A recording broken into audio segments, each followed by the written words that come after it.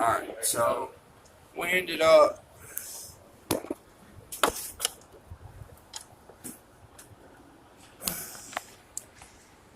having to chisel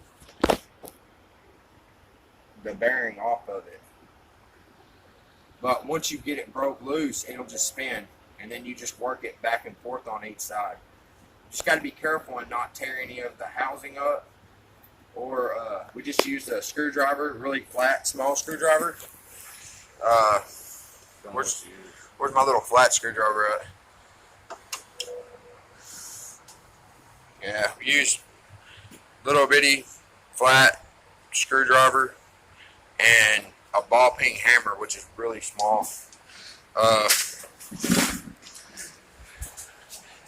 Once again, a flat screwdriver, a very small flat screwdriver, and a little bitty ball peen hammer, and just kind of worked around the bearing itself, just kind of peeling it away from the actual journal of the crank.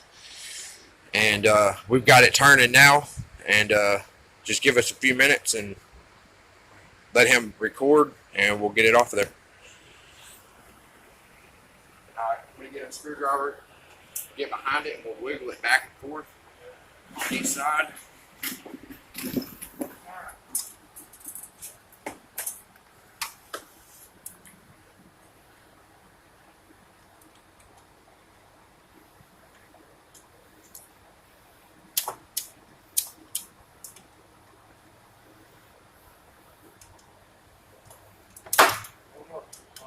A little bit easy. Don't get the...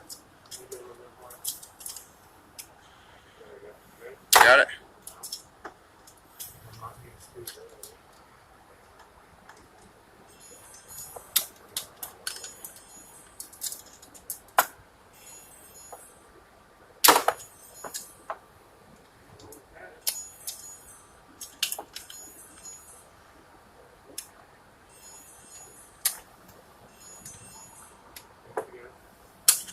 There it is. Bam. Okay. That's how you do that.